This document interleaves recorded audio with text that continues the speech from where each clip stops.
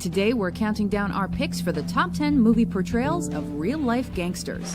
Come on, Donnie. Help me fillet this fat.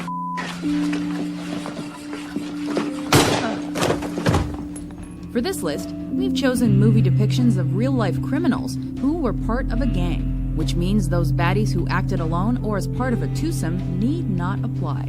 For instance, tomorrow morning I'll get up nice and early, take a walk down over to the bank and walk in and see you, and if you don't have my money for me, I'll crack your head wide open in front of everybody in the bank. Number 10, Sean Penn as Mickey Cohen, Gangster Squad. This is my destiny. Los Angeles is my destiny, motherfucker. While the stylized film itself was only so-so, Penn embodied the spirit of the ex-boxer turned gangster. That wasn't murder. It's progress. I am progress. As the main antagonist of the movie, every time he's on screen, he's a powder keg of emotion, often erupting at the slightest provocation. Find these bastards. Kill them all. He's loud, brash, and unwilling to back down even as the cops are closing in on him. Come and get it, Cohen! Here comes Santa Claus! Penn strikes a perfect balance between cocky and calculating when portraying this Jewish mafia member and king of the Sunset Strip. These guys are a special brand. Their hard case is not interested in money. Cop is not for sales like a dog with rabies. There's no medicine for it. You just gotta put them down. Number 9, Robert De Niro as Al Capone, The Untouchables. Some people say, reformers here say, put that man in jail. What does he think he is doing? What I hope I'm doing, and here's where your English paper's got a point, is I'm responding to the will of the people. Rod Steiger's depiction in the 1959 biopic was a complex, unglamorous portrayal of Capone, but leave it to De Niro to blow anyone else out of the water. I get nowhere unless the team wins.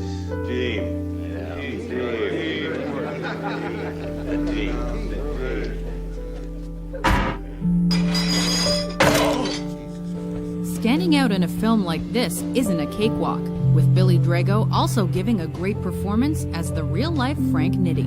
But De Niro is truly terrifying as this Prohibition-era criminal mastermind. I want that son of a bitch dead. I want him dead. I want him dead. I don't care.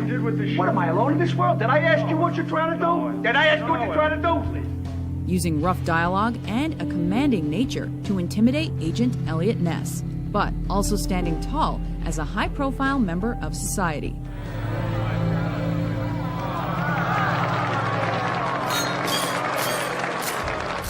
Number 8, Tim Roth as Dutch Schultz, Hoodlum. What I got f***ing horns growing out of my head here?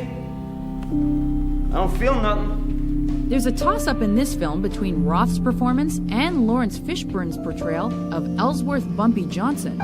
Who the hell are you? Me? Now you know. I'm the bag man. But Roth edges him out. Even though Schultz is the associate of mob boss Lucky Luciano, it's hard to believe this guy is taking orders from anyone. I suppose it figures you. La bola más grande.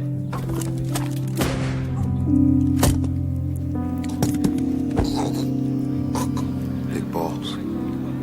No brains. He's wild on screen, and there's something about his character that's slightly unhinged. It seems the Dutch is the one calling all the shots, as he orders hits and tries to double-cross his boss.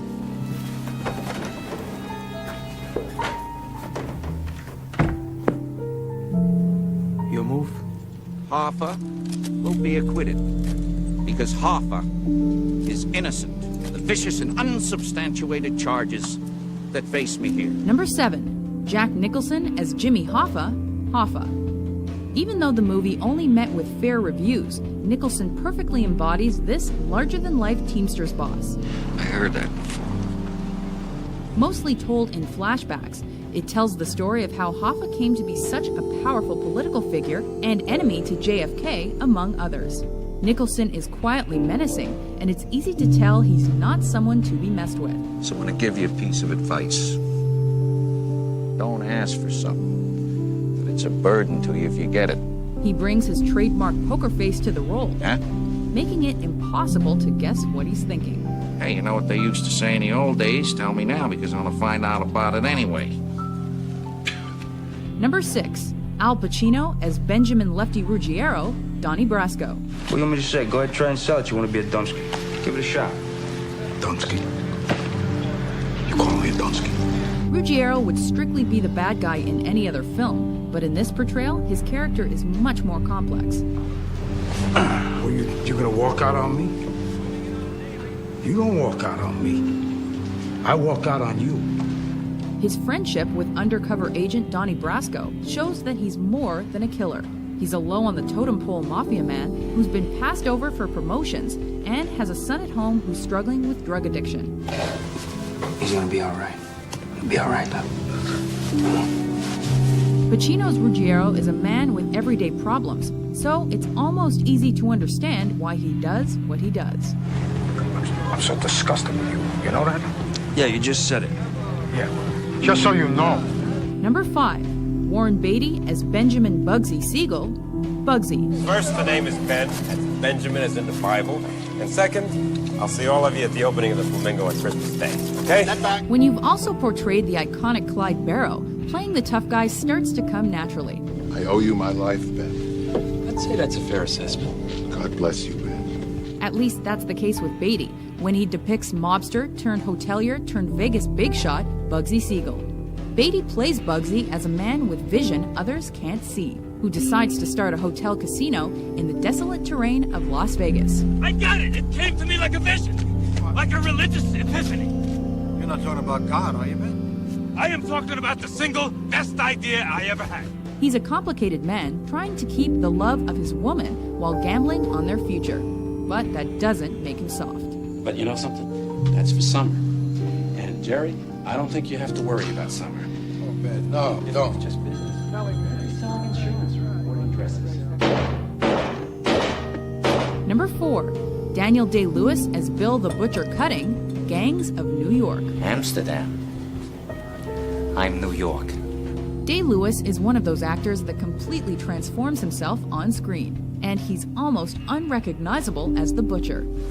On my challenge, by the ancient laws of combat, we are met at this chosen ground to settle for good and all. Who holds sway over the 5 points? His demeanor is completely changed, and he comes across as a caged animal, ready to attack at any moment. And his best scenes are when he's doing his worst. Apologies, my dear. Pick it up.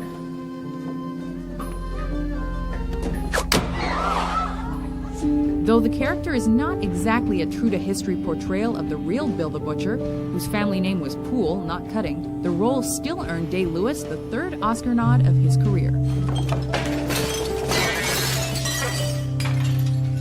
Number 3, Robert De Niro as Sam Ace Rothstein, Casino. This is not the way to treat people. Listen, if you didn't know you'd be a scam, you're too dumb to keep this job. If you didn't know you were in on it, either way, you're out. Get out. Come on, let's go. In his second spot on our list, De Niro displays again that he and his Goodfellas co-star Joe Pesci have great chemistry as they portray business partners in the Las Vegas casino industry. I just gotta tell you, it's no joke out here. It's no joke. You gotta keep a low profile.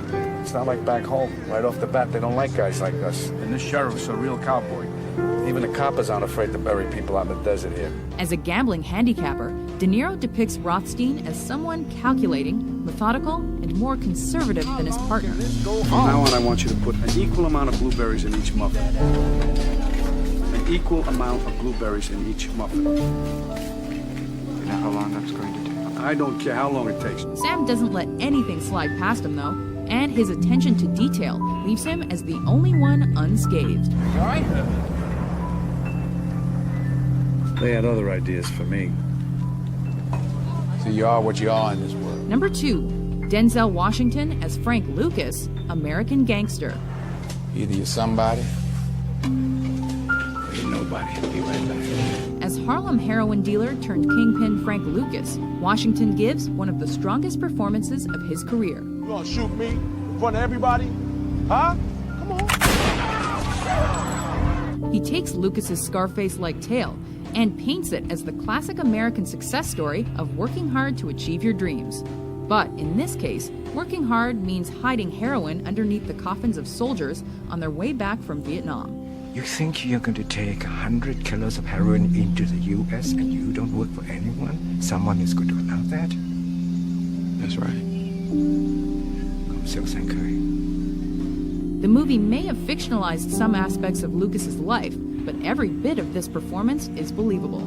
I took care of Harlem, so Harlem's gonna take care of me. You can believe that. Before we let our number one pick out of the slammer, here are a few honorable mentions. These complications with Diego, the stolen cars, getting him released from the custody, this causes me much inconvenience. The 50 kilos could have been a big problem. Huh? I don't like problems. You bullshitting me or what? First thing my father ever taught me was you never bullshit a West Indian bullshit artist. Your daddy is West Indian? My mama. She from Grenada, are you? Grenada. You're gonna tell me who robbed me. Because if you don't, I'm gonna kill every person in that book, starting with your mother, your sister, your girlfriend, that niece of yours, Gabrielle.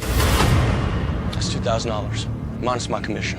Look at you, swanning around like you're Al Capone. Of his mob pals, and it's Liotta's depiction of Hill as an outsider that makes this performance